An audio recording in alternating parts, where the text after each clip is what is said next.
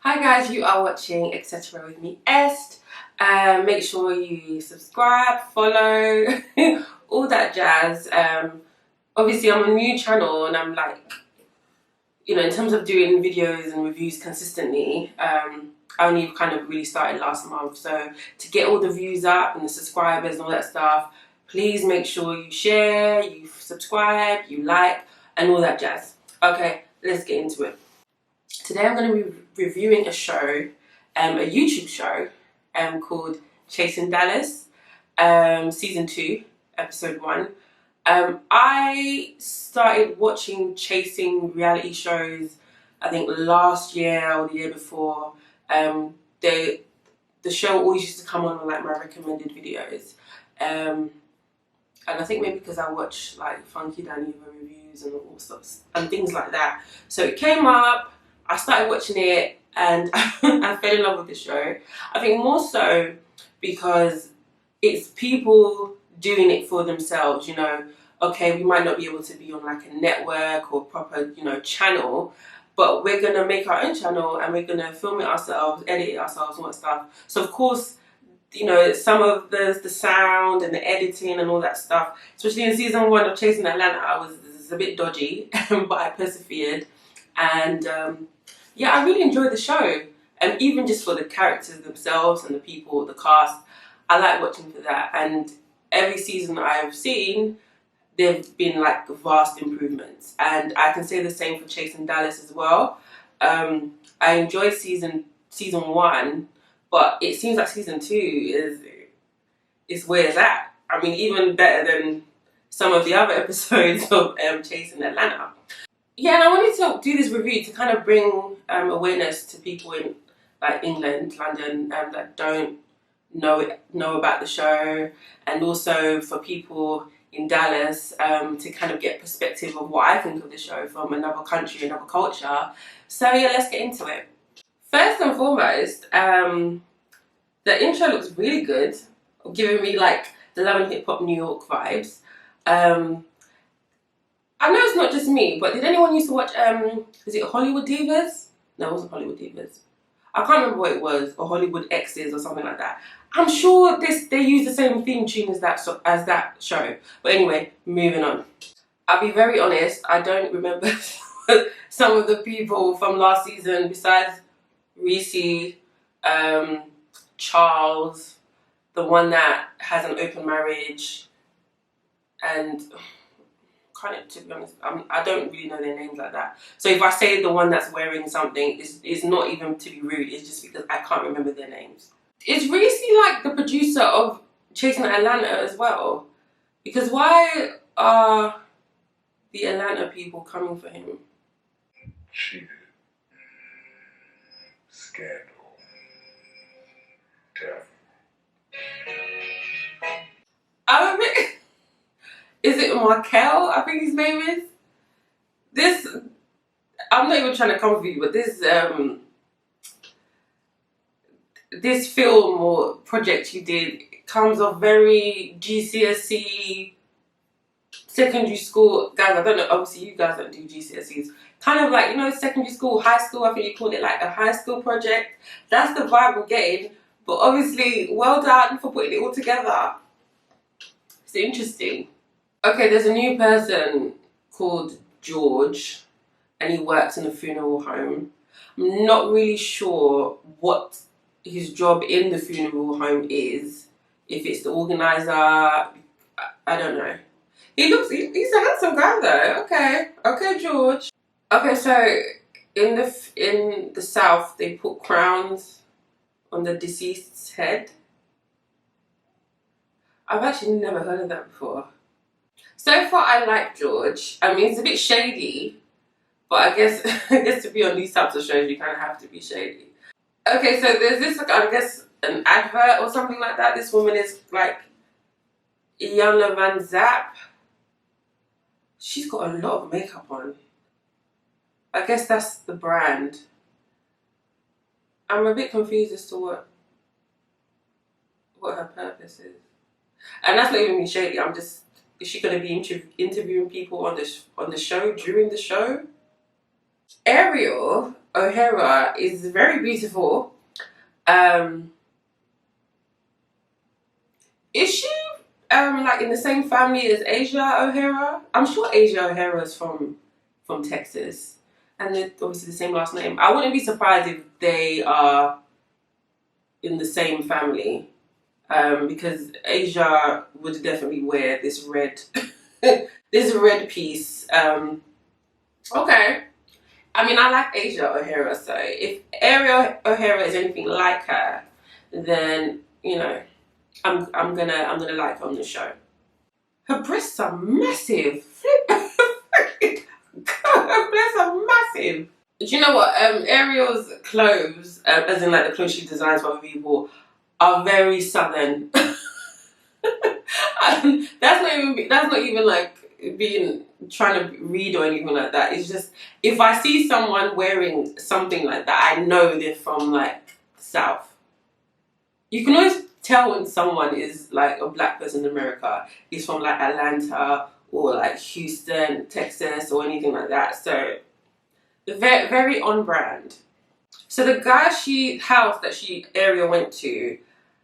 Can I just say this guy? I can't. His name has like escaped me, but he seems like such a genuinely nice person.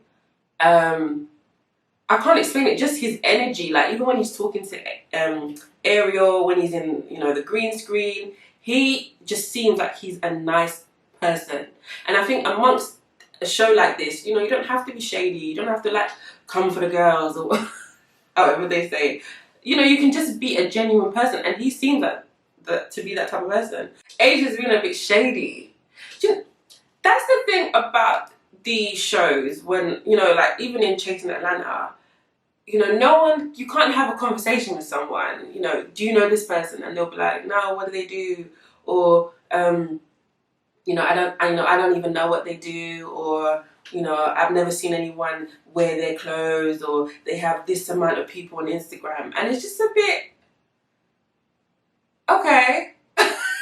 I don't know, it's just a bit mean. Like there's like a mean culture. And I don't know if that is obviously a friendly thing, or that's just the way they speak to each other and it's okay, like everyone does it.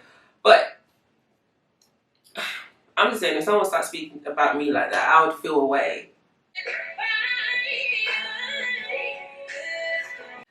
This guy can really sing, and he seems like a nice person as well. Which, like I said about the guy before, that is quite refreshing because you don't always have to throw shade and be shady and all that stuff. Sometimes you can just be a genuine person, and he seems like he's got a lot of talent. So, is this a party that people get pierced? A piercing party? I didn't think those. I didn't think those things existed, but here we are. As shady as George is being about like the place being in the ghetto. No, Reese said that. About do these people have a license and stuff like that. As shady as it is true. You can't just be. You can't get your body pierced and you don't know like the hygiene rating of that place or the reviews and stuff like that. Because when you end up getting a bump, it won't be funny. Oh, King Kane is back. I like King Kane. I didn't think he was gonna come back because he wasn't at the reunion. And I don't think he was at the reunion. He still dresses like this, very unique. But I like him though. I think his energy is very calm. Do you know who they should have brought back? But it's probably because was he going through like drug issues? The guy with the bald head. I can't remember his name from last season, but guys, you need to bring him back because he was really funny. Okay, what is Markel talking about? About Reese and Aubrey's? I don't. This is the thing. I feel like a lot of stuff in the Chasing reality universe happens off screen or off season. So they try to explain it like this person has a person with this person, has a problem with this person, or this person said this. And I'm just like, I just don't know what you're talking about. So was Aubrey there last season? Reese's fashions. This season, I expected nothing less. I mean, in the confessional with this hood, Okay, and the outfit to the piercing party. I mean, Reese, your belly is bigger than mine. I mean, if you like it, I love it. You see, this is what I don't like about this show. Sometimes, you know, you meet someone new, whether or not, I don't know if it's for the show or the production tells them to do it, or this is how they really interact on and off camera. But if you meet someone and you say, oh, hey, what do you do? It's kind of like, it's like, okay, if I don't say the right things, you're not going to respect me, you're not going to talk to me. And I just think that's just a negative way to meet people. And they wonder why there's so much drama or someone is shading this person. Because the way you come at them is unnecessary. Hi, how are you? You know, even just the tone, even if you just say, oh, hey, so what is it you do? And they, you know, that's a nicer way than say, yeah, so what is it you do? Obviously, that's not really good accent, but you know what I'm trying to say. Because it's kind of like you're asking someone, what do you do for work? So I can judge how much, you know, clout you have or how much money you make. And then if you're on my level, on your level above me, then I can treat you like a decent human being. So that's the energy I just got from George. Because I'm like, okay, you know who King Kane is. He was on season 1. You were in a party that he was at. You know who he is. If you don't like what he's doing, or you don't like his clothes, that's a different issue. But you see, this is George. I was liking you a couple of minutes ago, and now you're being shady for no reason. Don't make me not like you, George. Do you know what the thing about these shows, Atlanta and in Dallas, it's a lot of people, I guess, doing it for themselves, and I can just imagine in like the gay community, the black gay community, you know.